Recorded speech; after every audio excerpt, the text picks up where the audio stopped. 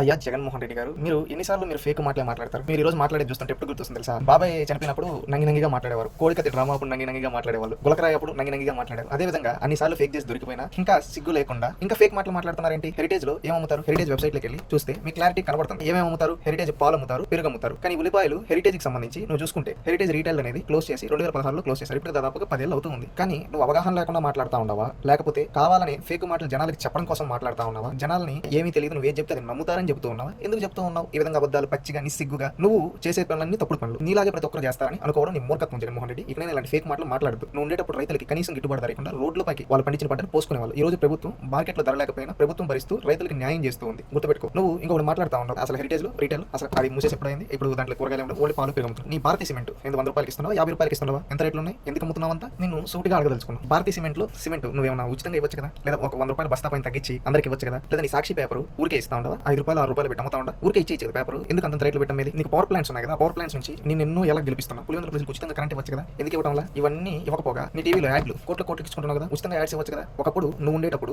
ముఖ్యమంత్రిగా సాక్షి నుంచి గుర్తుందా, సాక్షి నుంచి 100 కోట్ల యాడ్లు ఇచ్చుకున్నావు ప్రభుత్వ డబ్బుతో. ఈ విధంగా ప్రజల డబ్బు నీ బుద్ధి నీది. ఇకనైనా ఇలాంటి ఫేక్ బుద్ధులు ఫేక్ మాటలు మాట్లాడడం ఆపి కరెక్ట్ గా రాజకీయాలు చేయడం నేర్చుకో. ఇలాగే పోతూ ఉంటే నిన్ను ఫేక్ జగన్ అంటారు. ఆల్రెడీ సైకో అంటున్నారు, సైకో జగన్ అని. రేపు సైకో ఫేక్ జగన్ అని ప్రజలనే స్థాయికి తెచ్చుకోవద్దని ఉందాతనంగా రాజకీయాలు చేయండి, నిజాలు మాట్లాడండి, నిజాయితీగా రాజకీయాలు చేయండి. అది మీ డిఎన్ఏలో లేదనుకుంటా. ఇలాగే పోతే భవిష్యత్తులో గుండు సున్నా ఇస్తారు ప్రజలు.